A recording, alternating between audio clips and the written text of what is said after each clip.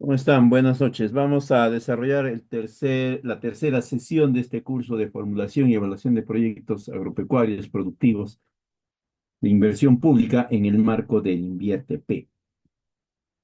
La sesión anterior habíamos hablado ya sobre lo que es la identificación y parte de la formulación del proyecto. Igualmente, habíamos visto aspectos relacionados al horizonte de evaluación. Ahí hay que recordar que en caso de proyectos productivos, el horizonte de evaluación puede extenderse hasta 13 años, ¿no? Si un cultivo, una crianza va a manifestar su producción comercial plena en un lapso de 3 años, ese sería el plazo de ejecución.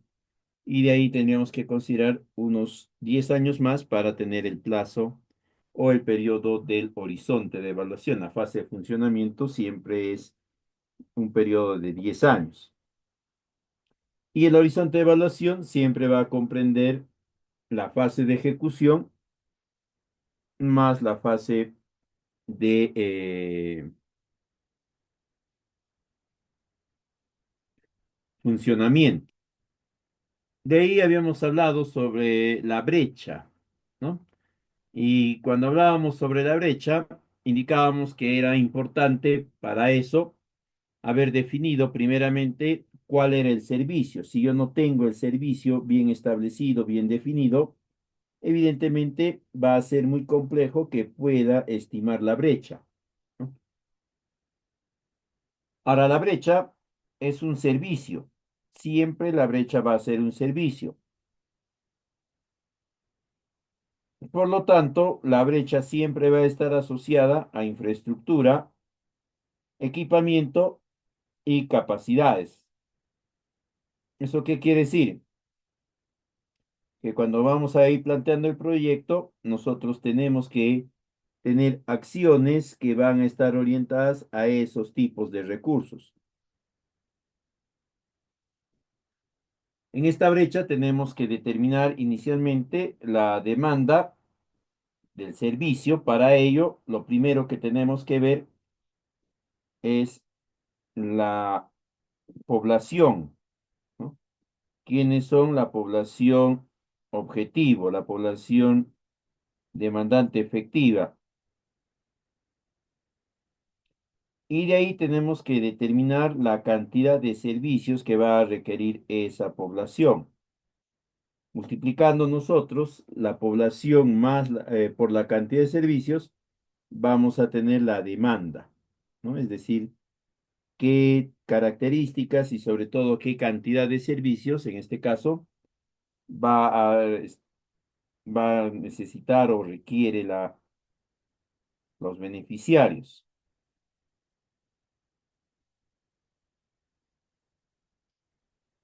Dentro de la brecha también teníamos que definir la oferta, ¿no? Es decir, la cantidad y calidad y tipología de servicios que la entidad va a ofertar, va a ofrecer. Y esto iba a estar en función ya a el monto de inversión, ¿no? Y teniendo ambos, la oferta y la demanda, podemos determinar ya nuestra brecha, ¿no? Ahí habríamos concluido esa parte del proyecto. Lo siguiente era el análisis técnico, es decir, el dimensionamiento. Para eso teníamos que definir nosotros tres aspectos, ¿no? Localización, es decir, en qué localidades se va a desarrollar el proyecto.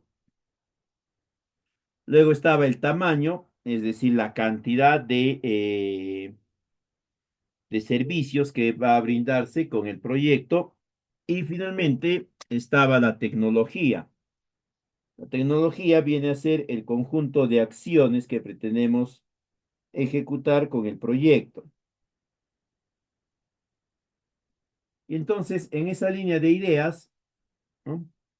En la tecnología, el tamaño y la localización teníamos que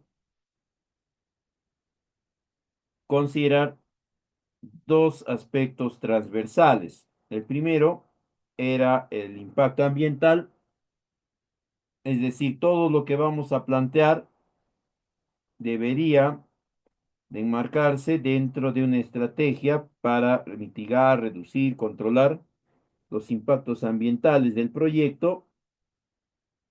Igualmente, eh,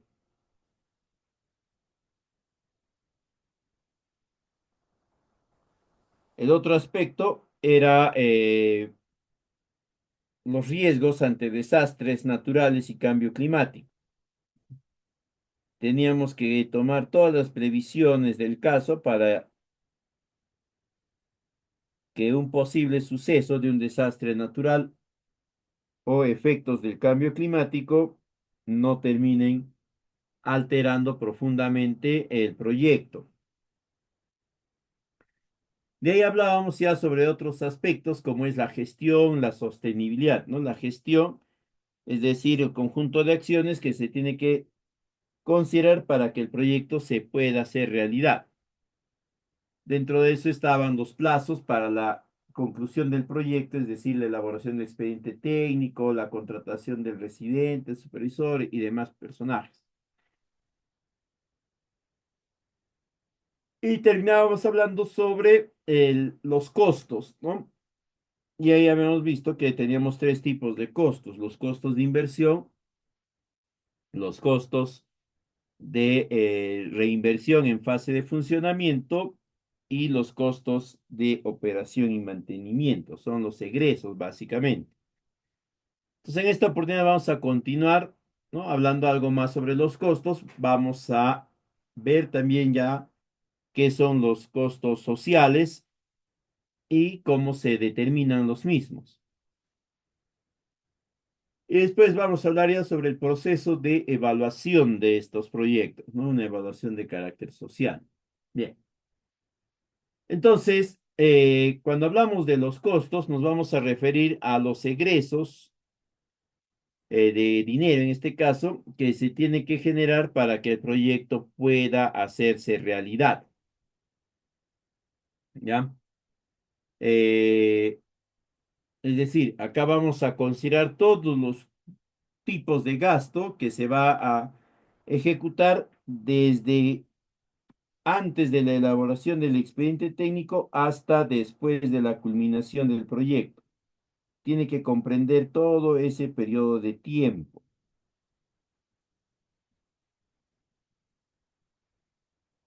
Entonces, para poder determinar nosotros nuestros costos, tenemos que definir claramente cuáles son las acciones que se van a implementar. Y dentro de cada acción se tiene que ir desagregando la cantidad, tipo, precio unitario de cada uno de los recursos. ¿Ya? Em, Ojo, en la ficha nos van a pedir, o en la ficha, el cuadro de la ficha nos pide que incorporemos información sobre los gastos, pero agrupados, digamos, en función a las actividades o acciones, perdón, ¿no? Pero nos va a pedir también que adjuntemos el documento donde está el presupuesto desagregado, es decir, el presupuesto eh,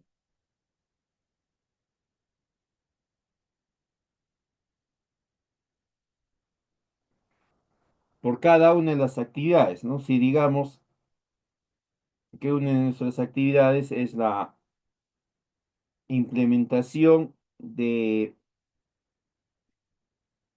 módulos demostrativos. Para implementar ese módulo demostrativo tenemos que ejecutar algunas acciones y cada acción va a requerir un propio presupuesto. Entonces nosotros acá tenemos que ir estableciendo cuáles son esas acciones, cuáles son esos presupuestos.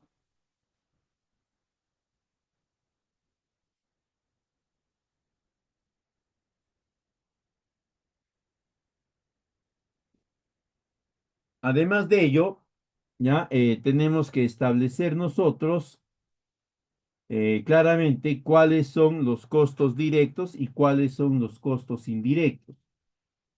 del proyecto, ¿ah? Del proyecto. Los costos directos van a venir a ser todo el conjunto de gastos o de egresos, si quieren, que van a ir orientados específicamente a a las acciones del proyecto, ¿no? Por ejemplo, decimos instalación o implementación de 5 campos demostrativos. Para implementar los campos demostrativos requerimos un conjunto de actividades, ¿no?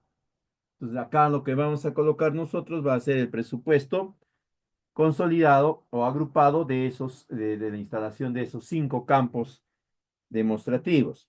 Ya en otro documento aparte irá desagregado, ¿no? Cada campo, qué características tiene, qué recursos necesita, etcétera.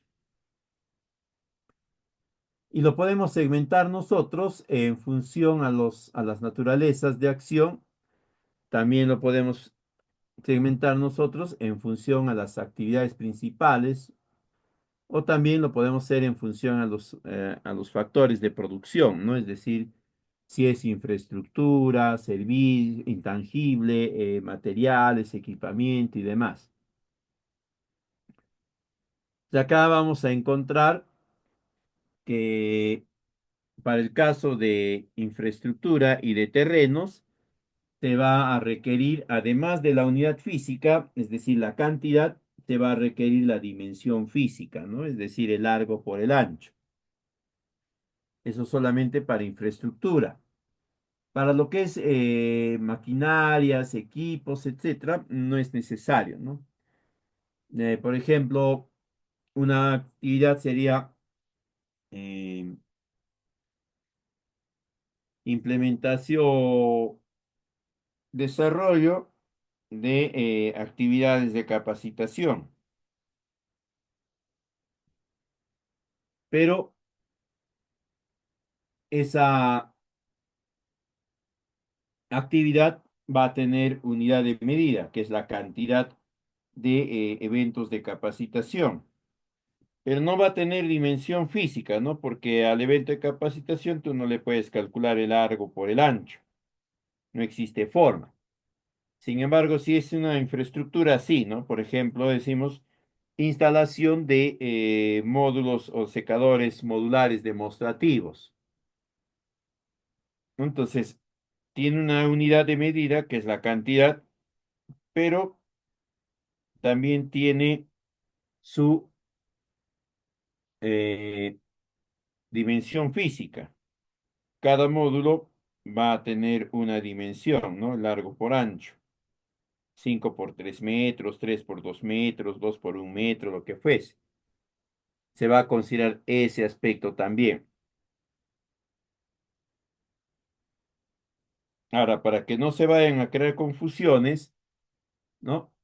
La unidad de medida de un módulo demostrativo será, pues, no va a ser el módulo demostrativo, ¿no? Será, pues, una área, algo así. Si es parcela demostrativa, igualito. De esa forma, ustedes van a poderle generar concatenación, ¿no? Al rubro de gasto con el gasto de inversión de reinversión que vamos a ver más adelante. Además de eso, en esta sección 1101 vamos a encontrar el presupuesto desagregado también de los costos indirectos. Así como los costos directos del proyecto es un conjunto de gastos que va a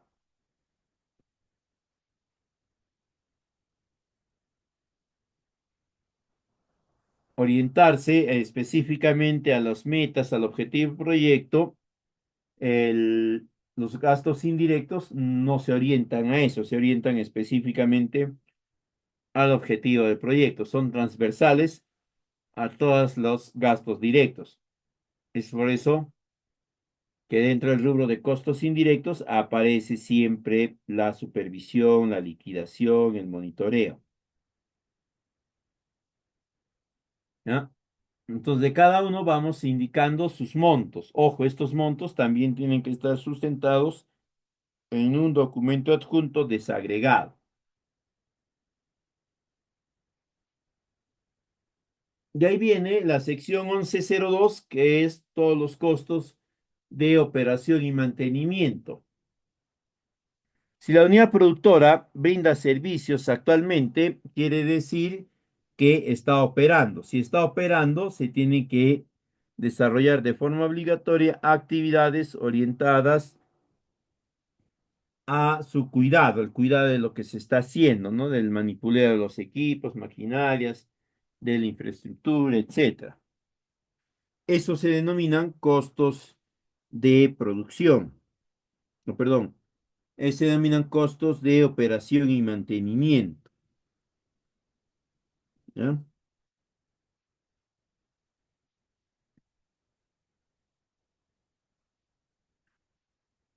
Eh,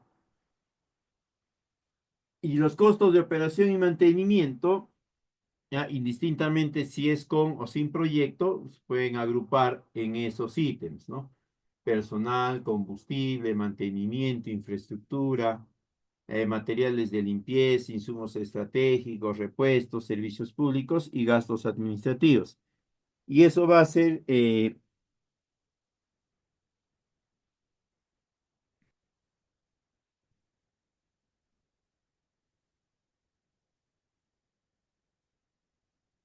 eso va a ser siempre en la operación y mantenimiento y para todos los tipos de unidades productivas.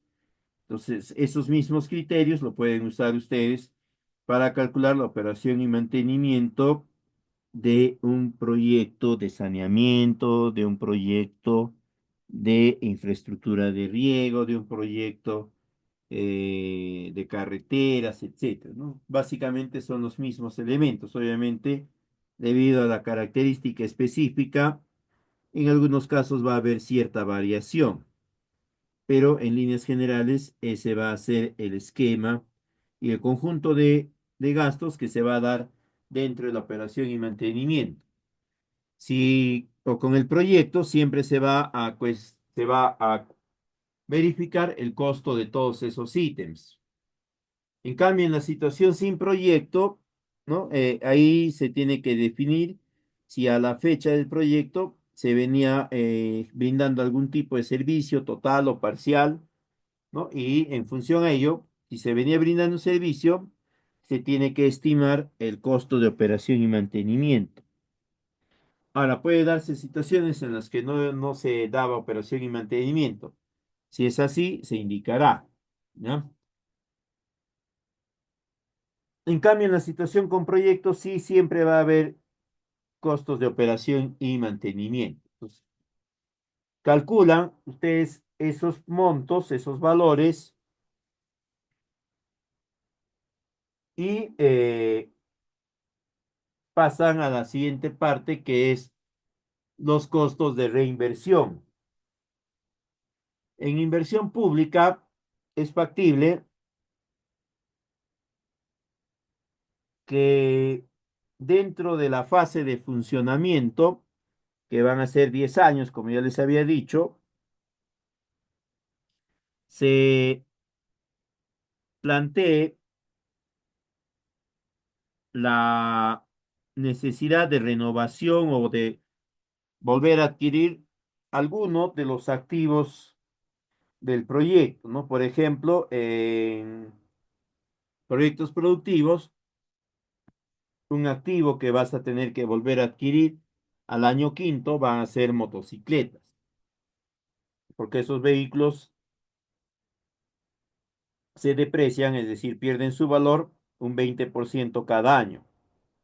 Quiere decir que al año quinto ya no van a tener valor. Por lo tanto, el Estado considera que es necesario reponerlos, ¿no? Para que de esa forma la unidad productora siga brindando servicios.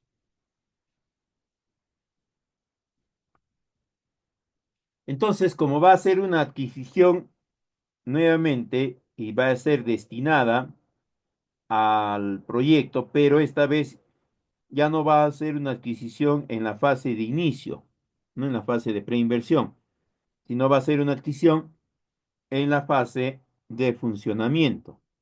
Entonces va a considerar como una reinversión o inversión en fase de funcionamiento.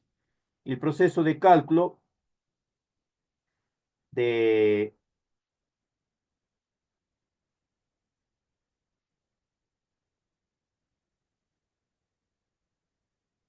de su importe va a ser igual, ¿ya?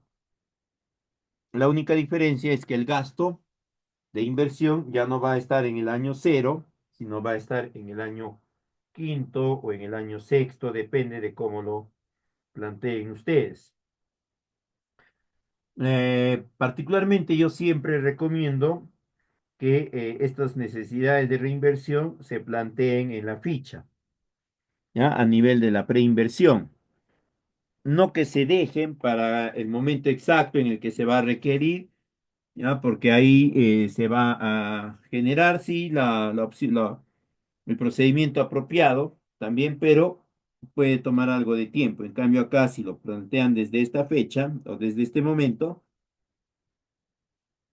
el Estado va a estar mejor eh, comunicado respecto a las necesidades de inversión.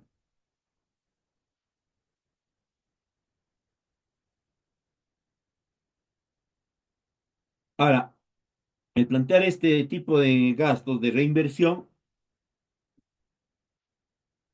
no implica una modificación de la ficha, ¿ya? O que el monto de inversión va a variar, no, porque ese monto de reinversión va a convertirse en presupuesto de un IOAR más adelante. Pero el Estado ya va a estar advertido, prevenido de que ese monto de dinero se va a requerir para el año sexto.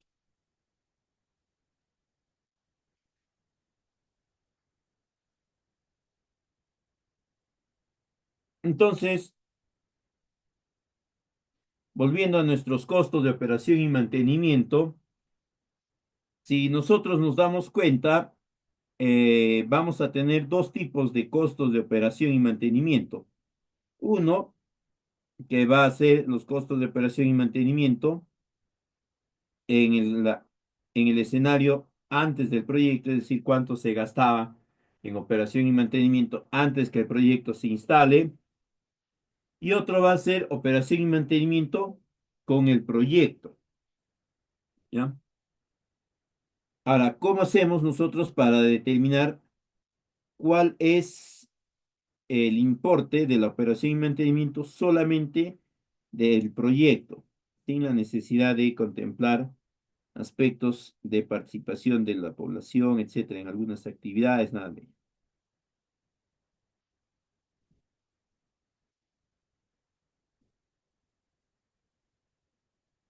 Obviamente,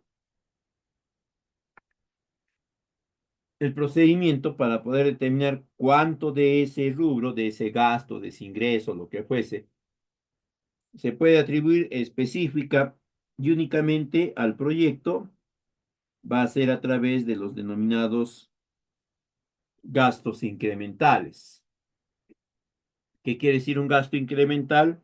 Quiere decir que en la situación previa al proyecto, el monto era igual a A, digamos. En la situación después del proyecto, el monto era igual a esa misma A inicial, pero ahora con la participación de un factor P que es del Estado peruano. Entonces, si nosotros restamos la participación de la población, lo que nos va a quedar es la participación del Estado peruano y lo que se busca es eso.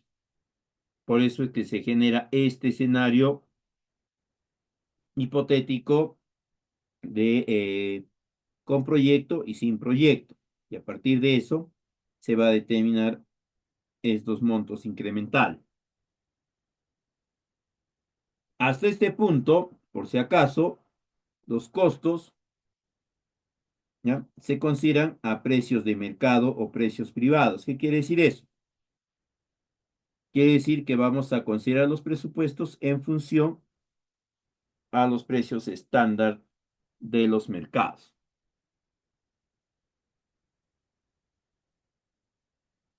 Entonces, comparando nosotros estas dos situaciones relacionadas a la operación y mantenimiento, es decir, con proyecto y sin proyecto, pues fácilmente nos vamos a dar cuenta que la situación con proyecto genera un gasto, que es el gasto de operación y mantenimiento.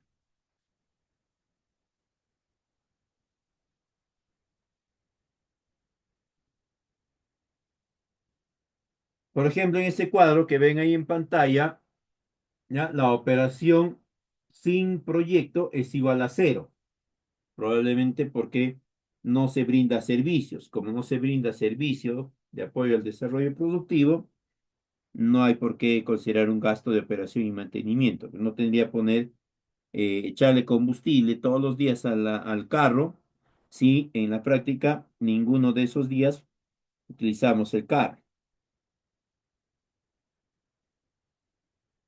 Entonces, vamos a determinar estos costos incrementales. Para eso, a los costos con proyecto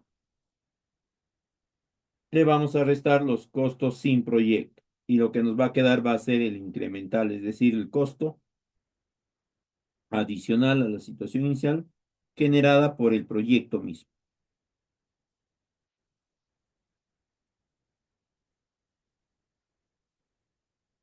Y así como en este ejemplo nos va a dar un valor. En este ejemplo nos da un valor de 6.000 de incremental cada año.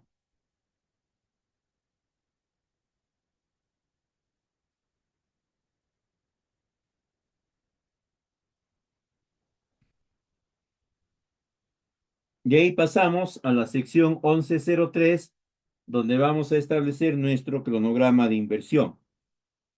Ojo, este cronograma de inversión comprende tanto a los costos directos como a los costos indirectos. Ahora bien, eh, acá van a considerar ustedes su cronograma de inversión en periodos anuales y luego en periodos trimestrales. Ahora, ¿por qué van a ser trimestral? Porque el Estado siempre solicita información con cortes trimestrales. Entonces, no tendría sentido decirles que van a hacer informes bimestrales o semestrales, ¿no?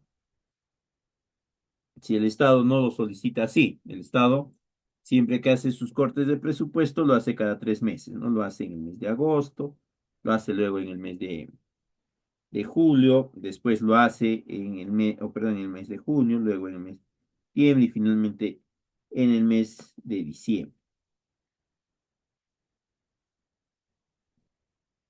Entonces, ahí van colocando esa información, ¿ya? Desde el cronograma de inversión de metas financieras. ¿Qué quiere decir? Es que acá van a colocar cuánto del presupuesto se va a ejecutar el año uno, dentro del año uno, el mes de uno, el mes 2, el mes 3, etcétera. Bien desagregadito.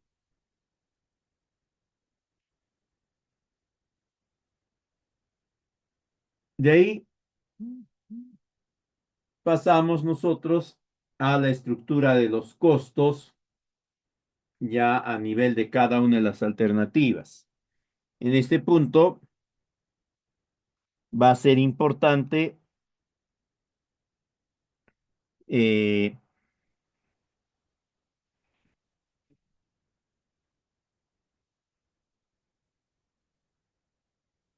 perdón, ya va a ser importante que coloquen ustedes la metafísica, es decir, la cantidad de unidades que se va a ejecutar en cada uno de los subperiodos.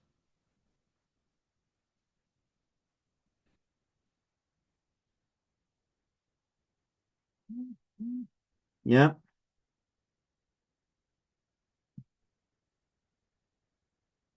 De cada una de las actividades. ¿Ok? Acá también le está solicitando información de las actividades principales. Adicionalmente, se tiene que considerar información, ¿no? Desagregada a nivel de cada una de las actividades. Importante acá mantener la misma unidad, ¿no? No va a ser que en un punto estemos hablando de unidades, en este punto se hable de kilos y más adelante se hable de docenas o algo similar. Tiene que considerarse una misma unidad. De ahí pasamos a la sección número 12. En la sección número 12 vamos a tener los beneficios del proyecto, es decir, cuáles son las ventajas directas e indirectas que va a tener el beneficiario a raíz del proyecto. Entonces acá vamos a encontrar nosotros, en primera instancia, que para este tipo de proyectos, nosotros lo vamos a poder cuantificar rápidamente y de una forma estandarizada el valor del producto o el valor del servicio, ¿no? Simplemente hago una reflexión, un ejercicio. Antes del proyecto tenía una producción, digamos, igual a 10. Después del proyecto tengo una producción igual a 15, ¿no? La diferencia de 5 es el beneficio directo. Ahora, ¿por qué se denomina beneficio directo? Porque yo esas 5 unidades adicionales las puedo colocar en el mercado, ¿no? Las puedo poner en venta en el mercado y voy a obtener un ingreso inmediato monetizado, ¿no? Cada unidad la vendo en 1000, 5 por 1000, 5000. Es mi ingreso monetizado por haber participado en el proyecto y hecho lo que en el proyecto me indicaron. Cuando sucede eso, cuando el proceso para monetizar los beneficios del proyecto son sencillos, están estandarizados y se puede aplicar a cualquier tipo de poblador, se denomina o se entiende que la evaluación va a ser a través de la metodología costo-beneficio.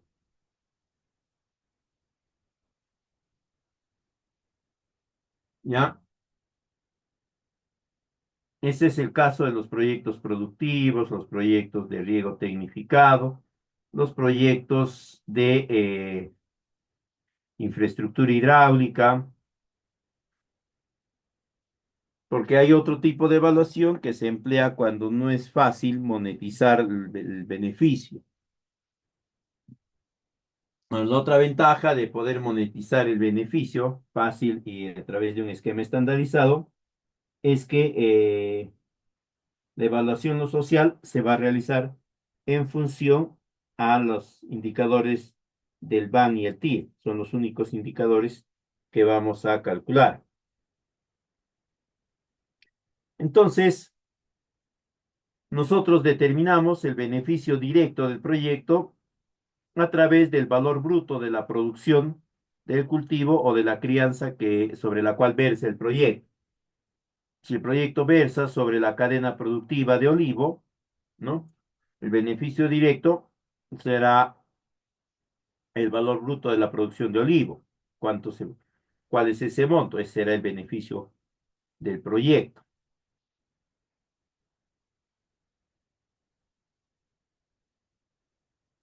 En este tipo de proyectos no es necesario, ¿ya? O no es indispensable que calculen los beneficios indirectos, basta con los beneficios directos. Luego de eso, procedemos a definir cuáles son nuestros factores de corrección o factores de tasa social. Estos factores de tasa social son unos índices que el Estado determina para poder hacer ajustes en sus inversiones, despojándolas a estas, es decir, a las inversiones de la serie de beneficios que puede generar para el proveedor, ¿no? Tienen márgenes de utilidad. Entonces, el Estado lo que busca es trabajar en función a un monto que esté exento de estos, de estas variaciones, ¿no? De márgenes de utilidad y otros aspectos adicionales, ¿ya? Para eso se utilizan los factores de corrección. Ahora, nosotros tenemos los factores de corrección determinados por Invierte P en, en el anexo 11 de esa entidad. Entonces, ustedes si ven el anexo 11, ustedes ingresan, descargan el anexo 11 y ahí van a encontrar esos indicadores o esos índices de ajuste para la tasa social, ¿ya? Una vez hecho eso, determinado estos, con qué valores vamos a realizar los ajustes necesarios en el presupuesto para pasar de precios de mercado o precios privados, que es la denominación que comúnmente se le da a los precios iniciales del proyecto. Vamos a multiplicarlo por estos factores y vamos a obtener los denominados costos sociales. Y con esos costos sociales ya podemos nosotros ir pensando en determinar el flujo del proyecto, el flujo de caja del proyecto, ¿no? Porque ya tenemos la inversión, ya tenemos los beneficios y ya tenemos todos los costos, ¿no? Tenemos los costos de inversión, los costos de operación y mantenimiento, los costos de reinversión. Lo que nos quedaba pendiente era trasladar esos costos de mercado a los costos sociales. Con el uso de esos índices ya tenemos también resuelto ese aspecto. Por lo tanto, lo único que nos queda pendiente es proceder a determinar los montos incrementales.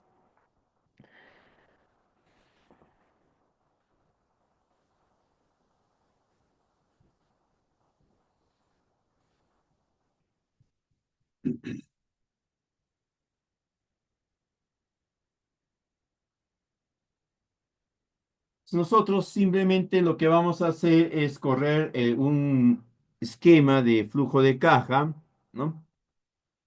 Donde vamos a ir colocando información referida a los ingresos directos, ingresos extraordinarios, luego a los egresos, ¿no? Los costos de producción, los precios sociales, los costos administrativos, etcétera. Y vamos a proceder a hacer los cálculos respectivos. Y esto lo vamos a hacer para cada una de las alternativas con las que se va a trabajar en el proyecto. A partir de eso, entonces nosotros vamos a obtener dos tipos de gastos, ¿no? Los gastos a precios de mercado y los costos a precios sociales. Como es un proyecto de inversión pública, nosotros no podemos trabajar en un esquema de costos sociales o de costos de mercado. Tenemos que trabajar en costos sociales. Eh, y para ello, ¿no? Nosotros tenemos que determinar primero cuál es el flujo incremental. Como ya hemos calculado nosotros nuestros costos de operación y mantenimiento incrementales, bajo ese mismo esquema calculamos nuestros costos de inversión incremental y también calculamos nuestros beneficios incrementales. Entonces ya con estos datos nosotros podemos determinar el flujo de caja incremental, flujo neto incremental tal como aparece en la imagen. Es el conjunto de celdas resaltadas en rojo, ¿ya? Entonces, a ese flujo, a esas celdas resaltadas en rojo, le vamos a sacar el BAN y el TIR, ¿ya? A esas celdas le calculamos el BAN y el TIR. El Excel sabemos que tiene las fórmulas ya integradas en su protocolo de análisis, ¿no? Lo único que tenemos que hacer es utilizar la forma correcta, definir el rango, incorporar la tasa de descuento referencial que va a ser en este caso del 8% y le damos enter y nos va a calcular el valor actual neto ya del periodo de funcionamiento, pero nosotros queremos descontarle a ese valor actual neto el monto de inversión para tener el monto neto, digamos, descontado de la inversión. Simplemente al BAN que hemos calculado, le vamos a sumar la inversión. Le sumamos porque la inversión va a estar con signo negativo, porque es un egreso. Y el valor que vamos a obtener va a ser el valor de el BAN del proyecto. Para calcular el TIR es relativamente más sencillo, ¿no? Ubicamos la fórmula en la hoja de Excel e ingresamos el MON, la cantidad de periodos,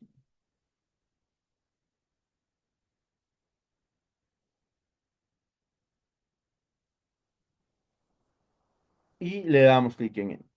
Y vamos a obtener el TIR, la tasa interna de retorno.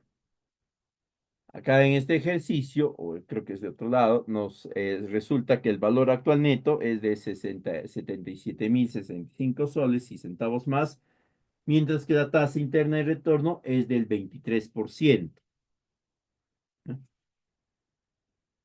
Ahora, si la tasa interna de retorno le sale 10%, le sale 11%, no se preocupe.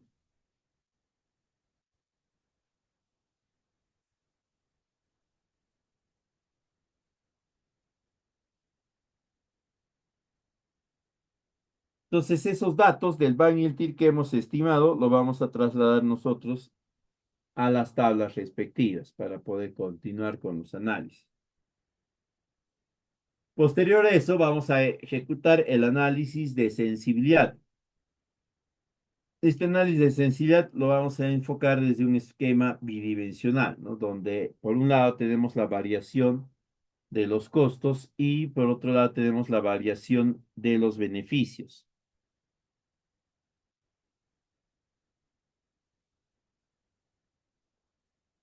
Entonces, con este cuadro del análisis de sensibilidad bidimensional, nosotros ya podemos determinar ciertos aspectos importantes dentro del esquema de ejecución del proyecto.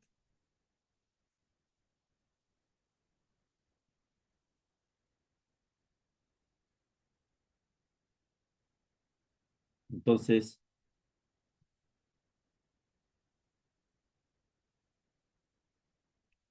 con eso, con los valores que se va obteniendo el BAN y el TIR, ya podemos nosotros establecer qué alternativa es la idónea, es la correcta. Estas son las fórmulas para el cálculo del BAN social y también del TIR social.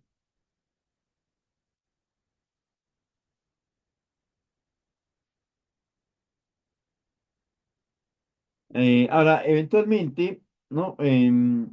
Si bien es cierto, no creo que requieran estos formatos, porque los cálculos beneficios en el caso de este tipo de proyectos productivos se calculan o se monetizan rápidamente. Sin embargo, podría darse la situación particular que en algún momento van a requerir comparar distintos horizontes de evaluación, ¿no? Una propuesta que tenga 2 semanas y la otra que tenga 14, 15 semanas.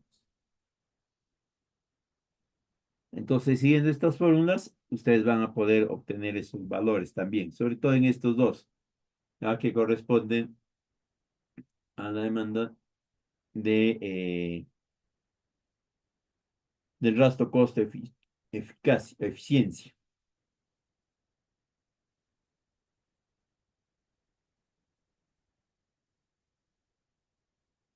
El otro rubro es el valor actual de los costos sociales, ¿no? Este simplemente se procede con la misma fórmula que se ha procedido para determinar matrices a lo largo de los años.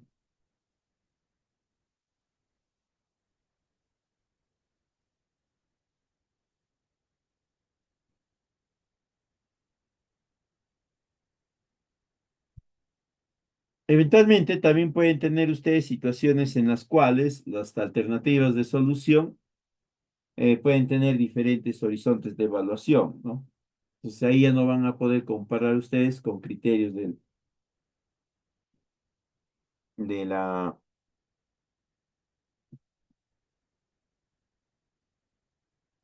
de costumbres o cosas así, ¿no? Lo pertinente para esos casos es estimar el costo anual,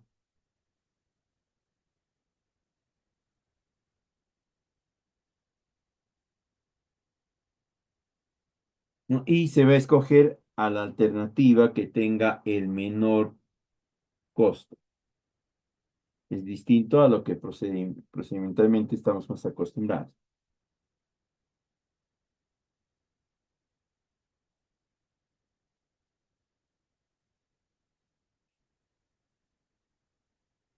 Bien, entonces, Luego tenemos la sección del marco lógico. Esta es una estructura adaptada, ¿ya? De las ciencias administrativas y contables, que lo que busca es sintetizar y sistematizar de mejor forma todo el proceso de informe. Entonces, el primer esquema, todavía vigente para muchas CTs, es el marco lógico del proyecto, ¿no? Que es una distribución tabular tanto de actividades como de componentes, objetivos y también de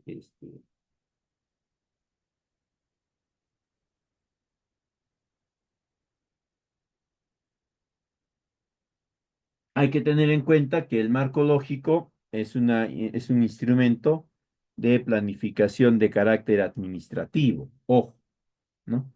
Nace en Harvard en la Facultad de Ciencias Administrativas, el equivalente a la misma. Y posteriormente ya se, se va a ir masificando a través de procesos adaptativos a diferentes disciplinas, incluida, ¿no? Las disciplinas sociales, obviamente, las disciplinas ambientales y otras más. Hay que tener en cuenta que debe de contener una solidez interna y vertical también, solidez interna, horizontal y vertical.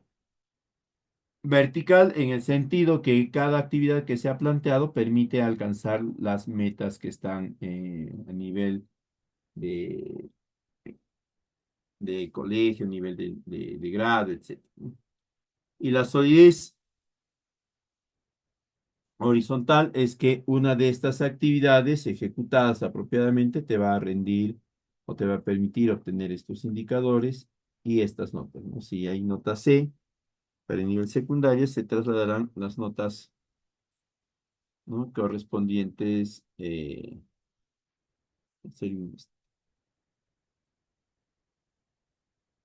ahí viene la sección de conclusiones y recomendaciones. Acá siempre que ustedes establezcan sus conclusiones, tienen que considerar que el objetivo del proyecto no es determinar el BAN y el TIR, ¿no? Así es que no pueden poner ustedes como primera conclusión ni el BAN ni el TIR. ¿Qué es lo primero que van a colocar? Es el presupuesto, ¿ya? El proyecto va a tener como objetivo una cantidad X de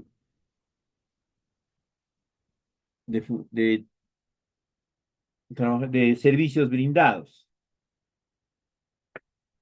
Por lo tanto, se va a contabilizar cuántos de esos servicios corresponden a un nivel aceptable, etcétera. Entonces, no se olviden, la primera conclusión es el presupuesto y si desean, también pueden considerar ahí, ¿no? La cantidad de componentes o de actividades principales, siempre y cuando estas no sean, pues, superiores a a un número de 8.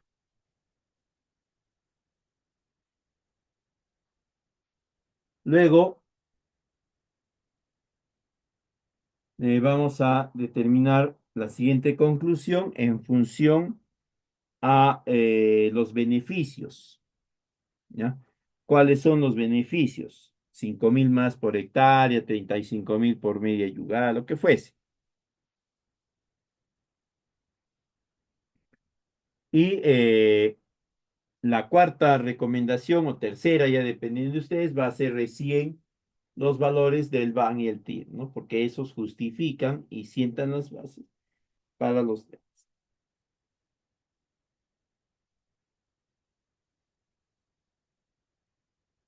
Ahora, no está bien que para que un proyecto quede considerado como pertinente, idóneo, etcétera, tiene que cumplir tres parámetros, ¿no? El primero es que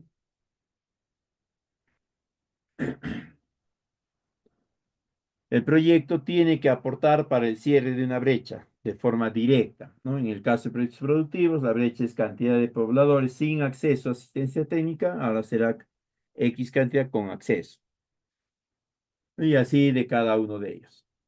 Y finalmente tenemos las dos conclusiones adicionales o los dos aspectos adicionales de la última conclusión, que es la cantidad máxima de personas a la que se está brindando el servicio. Y el siguiente es que existe una estrategia apropiada para la sostenibilidad, ¿no? Es decir, que se han estado estableciendo convenios con los CIMIAS, universidades, centros privados, etcétera, para que desarrollemos de práctica. Esas son las recomendaciones. En la recomendación van a considerar como primera, ya que el proyecto se ejecute dentro de los plazos que estás estableciendo. Es la primera recomendación, ¿no? Y de ahí ya hay otras recomendaciones vinculadas a la importancia del cumplimiento, las variables críticas, etcétera.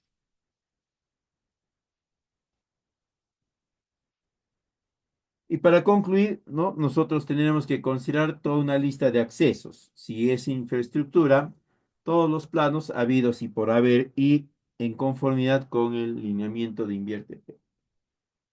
Eh, Van a indicar también los costos desagregados por componente y por proyecto. De ahí la descripción general del personal técnico, tanto de planta como de tiempo parcial. Y finalmente vamos a tener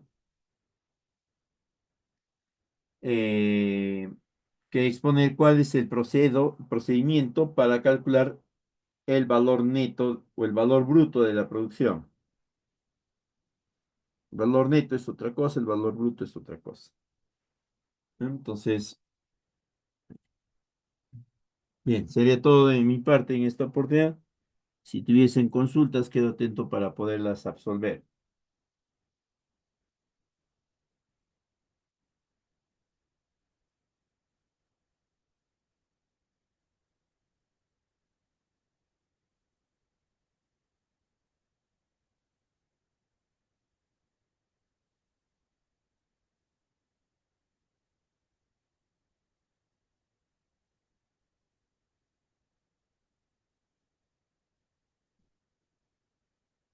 Bien, si no hay preguntas, muchísimas gracias por la atención prestada. La PPT se la voy a trasladar a la escuela en breves instantes.